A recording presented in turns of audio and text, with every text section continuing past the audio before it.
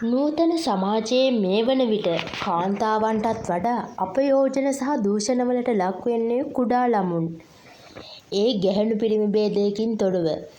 ගැහැණු ළමයිට වගේම පිරිමි ළමයිටත් අද සමාජයේ වෙන දූෂණ සහ අතවර බොහෝ 6-4 නොදත් කුඩා දරුවන්ට සාමාන්‍ය මිනිසුන් අවුරුදු 40ත් 45ත් අතර ඒ වගේම 20ත් 30ත් අතර ඊටත් වඩා වයස්ගත පුද්ගලයන් එනම් අවුරුදු 70ත් 90ත් අතර පිරිමින්ගෙන් සිදුවන හානිදායක දේ බොහෝම උත්සන්න වශයෙන් ඉහළ ගිහින් තියෙනවා.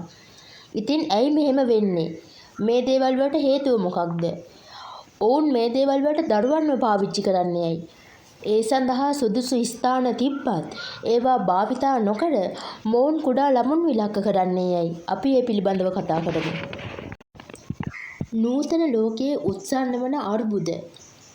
ඒවා හේතුවෙන් මේ ආකාරයට ළමුන් පිළිබඳ තිබෙන අවධානය අඩු වෙලා තියෙනවා. දෙමාපියන් ළමයිට දෙන අවධානය අඩුයි. දෙමාපියෝ සල්ලි සමග බැඳුණු මේ ලෝකයේ මුදල් පසුබස හඹා යනවා. දරුවන් පිළිබඳ හොයන්න ඕන්ට කාලයක් නැහැ. දරුවන් ලෝකයට බිහි කළා විතරක් මදි. දරුවන්ව හොඳ අවධානයෙන් බලා ගන්න ඕනේ. ඒ වුණාට නූතන සමාජයේ අම්මා තාත්තා කියන දෙන්න දරුවගෙන් ඈත් වෙලා තියෙනවා. එයාලගේ ආදරේ එනම් දෙමාපියන්ගේ ආදරේ ළමයිට ලැබෙන්නේ බොහොම අඩුවෙන්. ඉතින් දරුවෝ ව්‍යාජ ලෙස ආදරය දක්වන මිනිසුන්ට ලං වෙන්න තියෙන ප්‍රවණතාවය වැඩි. පොඩි චොක්ලට් එකක්, පොඩි ටොපියක්, පොඩි සෙල්ලම් බඩුවක් පෙන්නලා අවුරුදු 4-5ක හෝ ඊට වැඩි, ඒ කියන්නේ අවුරුදු 7, 11 අතර ළමයිව මෙහෙම නූතන ලෝකයේ තුල විවිධ ගැටලුකාරී තත්ත්වවලට ඇද දමන්නට මිනිසුන් භාවිතා කරලා තියෙනවා. 6-4 නොදත් මේ ළමයිව මේ අසහනකාරී මිනිසුන් විවිධ තාඩන පීඩනවලට ලක් කරලා ඔවුන්ට දෙන්න තියෙන වද සියල්ල දීලා ඝාතනය කිරීමට මේ වෙනුවට පෙළඹිලා තියෙනවා. අද සමාජයේ මෙහෙම අතවරයන් වලට ලක් කරලා ළමයි කී දෙනෙක්ව ඝාතනය කරනවාද? මේව යුරෝපා රටවල ආසියාතික රටවල් වල කියලා වෙනසක් නැහැ. මුළු ලෝකයේම සිද්ධ වෙන දෙයක්.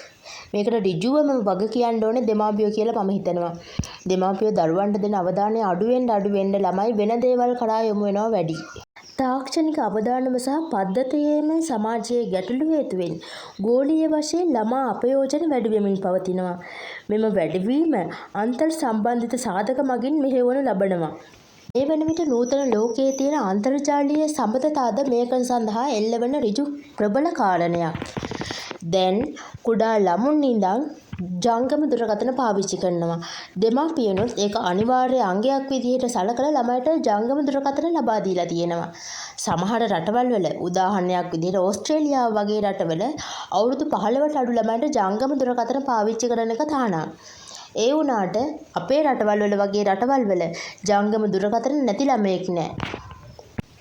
Instagram, Twitter, එහෙමත් නැත්නම් Facebook, TikTok වගේ සමාජ මාධ්‍ය හරහා ළමුන් මේ ආකාරයට ජංගම සහකරුවන් එහෙම නැත්නම් ජංගම සහකාරියන් හොයා ගන්නවා. එහෙම හොයාගෙන ඔවුන් විවිධ ස්ථානවල දෙමාපියන්ට රහසිගතව මොවුන් හමුවීම සිද්ධ කරනවා.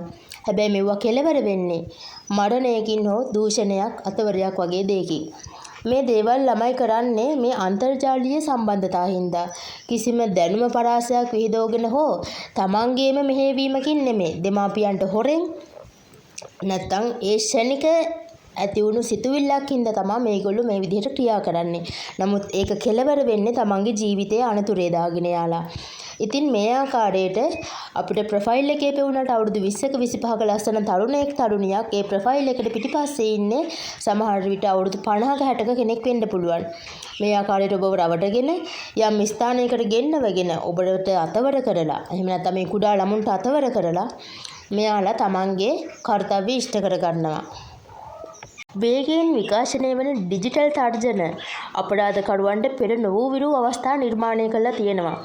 මාර්ගගත ළමා ලිංගික අපයෝජන වැඩි වෙලා තියෙන අතර විවිධ AI ධාවන මගින් ලස්සන රූප හදලා එහෙම නැත්නම් රූප අනසි ලෙස භාවිතා කිරීම ඉහළ ගිහින් තියෙනවා. ළමුන් මේ වෙන විට ආශ්‍රය කරන්නේ තමන්ගේ සමවයස් යාළුවෝම නෙමෙයි. මේ ලෝකයේ එන්න වැඩි දියුණු වෙනවා. තාක්ෂණික අතින් මිනිසාගේ මොලේ අතින්. ඉතින් ළමුන් ආශ්‍රය කරන්න තමන්ට වඩා සමහර විට ගොඩක් වැඩිමහල් අය වෙන්න පුළුවන්. ඔවුන් මෙහිදී ඔවුන් පිළිබඳව වඩාත් විශ්වාසය ඇති කරගන්න මේ වෙන ළමා අපයෝජන වැඩි වෙලා තියෙනවා.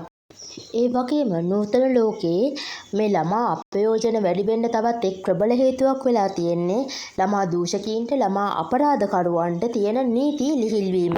මොවුන් මොන ආකාරයක අපචාරයක් කරත් මොන ආකාරයක ඝාතනයක් කළත් ලබා දෙන දඩුවම් නම් බොහොම සුළුපටු වෙව්වා.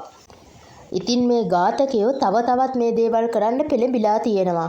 නමුත් මං හිතන්නේ මේ වන විට ලෝකයේ ස්ත්‍රී දූෂකීන්ට ළමා දූෂකීන්ට සහ සියලුම ගණයේ දූෂකීන්ට තියෙන නීති තවත් දැඩි වෙන්න ඕනේ කියන එක. සමහර රටවල් වල ස්ත්‍රී දූෂකීන්ට කෙලින්ම ලබා දෙන්නේ මරණය. ඒ වුණාට ලංකාව වගේ අපේ රටවල් වල ස්ත්‍රී දූෂකීන්ට මාස 5න් 6න් එහෙමත් නැත්නම් මාසෙන් අප ලබාගෙන නිදහස් වෙන්නට පුළුවන්. ඉතින් මේ ඝාතකීන් මේ දේවල් තව තවත් කරන්න පෙළඹීම පුදුමයට කාරණාවක් නෙමෙයි. අවසාන වශයෙන් කියන්න තියෙන්නේ තමන්ගේ දරුවන්ගේ වගකීම තියෙන්නේ ඔයාලා ගාවමයි. අම්මා කෙනෙක් විදිහට තාත්තා කෙනෙක් විදිහට තමන්ගේ ළමයව බලා ගන්න ඕනේ ඔයාමයි. දේකයාස්වලට එහෙම නැත්නම් වෙනත් කෙනෙක් මාර්ගයෙන් දරුවන්ව බලා ගන්නවා නම් ඒ ගැන ලොකු අවධානයකින් ඔයා ඉන්න දැනගන්න ඕනේ. මොකද මේ ලෝකේ අපි හිතන තරම් සුන්දර නෑ. මේ ලෝකයේ මිනිසුන් පෙන්වන මුහුණ නෙමෙයි ඔවුන්ගේ පිටුපස ස්වරූපයෙන් තියෙන්නේ. ඉතින් ඔයාගේ දරුවා පිළිබඳව ඔයා වඩාත් උනන්දු වෙන්න. ළමයා එක්ක කාලය ගත කරන්න පුරුදු වෙන්න. එතකොට දරුවා තවත් කෙනෙක්ගේ ආදරයක් හොයාගෙන යන්නේ නැහැ.